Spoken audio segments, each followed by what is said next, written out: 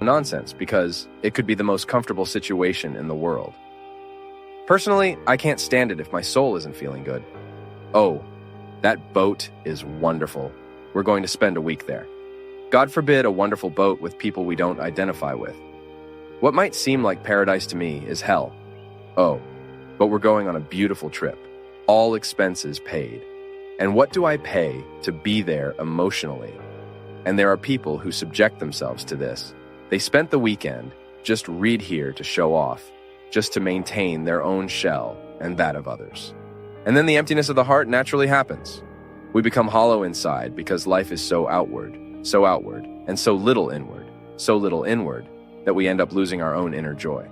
So overcoming all this, so that life is worth it, requires daily reflection, requires a daily exercise of identifying where are we really exercising ourselves. I'm talking about myself too, of course, but I'm sure you, in different instances, experience the same conflict I do. You also notice the social hollowness, the anthropological hollowness all around you, or even within you, because that has been a characteristic of our times. We are increasingly empty. We are disinclined towards content. We are very fond of brief speeches. And with that, we are causing a terrible human loss. We're empty, we're foolish, we're superficial, we're trivial.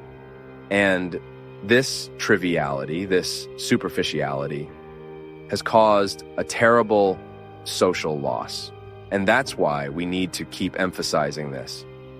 If we don't change the way we educate our children, instilling values in them from an early age, we shouldn't expect change. If I skip the toll booth to avoid paying, and if I'm enjoying it like everyone else who pays, I have no right to open my mouth to talk about corruption in Brasilia.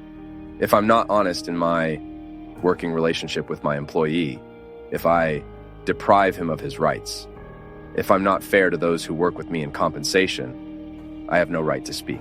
Of the thieves who loot stores, who feel entitled to break everything. So it's a chain. I don't want to be left out of this reflection. You know why? Because the hollow world is also in me. God forbid I keep making moralistic speeches, putting myself outside of history. No. I also have to manage the dangers of frivolity daily. Or do you think I'm immune? I'm not. I reflect all the time on how I choose to be who I am, to be who I can be, And if we don't rid ourselves of the complacency that makes us crazy, foolish, superficial, and unable to transform realities, we lose the joy of life. Because what's good, what makes us feel alive, is precisely when we realize that we contribute to a process. And over time, we start giving up wanting to change the world, When we're younger, we have all those dreams. That thing, I'm going to be a revolutionary. Until the day you discover that you can't change much. Okay, but then where can I?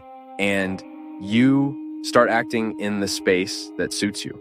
For example, by pulling people out of this victim mentality, I can't maintain the victims. That poor person, eternally pitiful, who doesn't even want to work, who we have to carry on our backs forever.